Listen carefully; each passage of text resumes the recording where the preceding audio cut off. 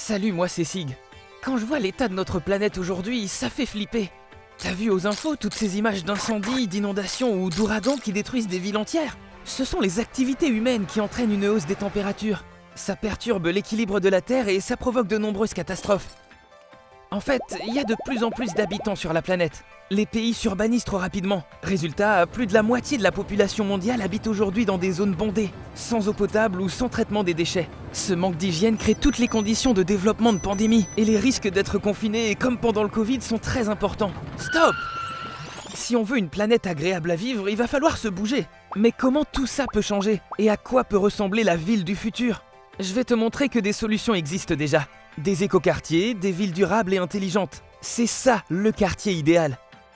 Dans les écoquartiers, on est écolo et économe. Pour réduire la consommation en eau, on récupère la pluie pour alimenter la chasse d'eau des toilettes ou arroser les espaces verts. Les énergies renouvelables sont favorisées.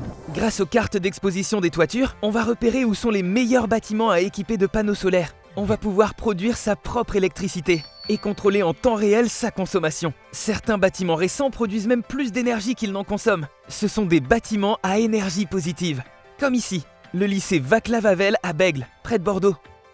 Dans un quartier idéal, tu trouveras de nombreux espaces verts pour rester au frais pendant les canicules. Ça limite les îlots de chaleur et ça préserve même la biodiversité. Car tu le sais, beaucoup d'espèces sont menacées, en particulier les abeilles. C'est super grave, car 35% de la production mondiale de nourriture dépend de la pollinisation. L'observatoire OMAA surveille de près la dynamique spatio-temporelle de leur colonie. Alors si tu as un jardin ou même un balcon, motive tes parents à mettre des fleurs mellifères qui vont attirer les abeilles et ainsi les protéger.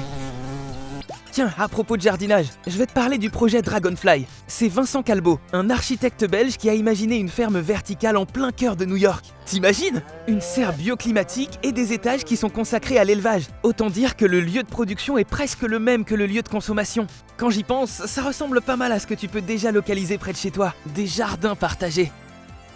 Le défi des villes de demain sera aussi de maîtriser leur aménagement, et en particulier d'organiser les transports. D'abord, il y a les bus et les trams qui remplacent beaucoup de voitures. Et si t'as pas trop la flemme, tu peux marcher ou utiliser des pistes sécurisées pour circuler à vélo ou à trottinette. Ça s'appelle les mobilités douces. On limite la pollution et d'autres impacts pour l'environnement, comme le bruit. Regarde ce qui se fait à Nice. Le système Watt permet de recharger à chaque arrêt les bus électriques en quelques secondes. Plutôt cool, non?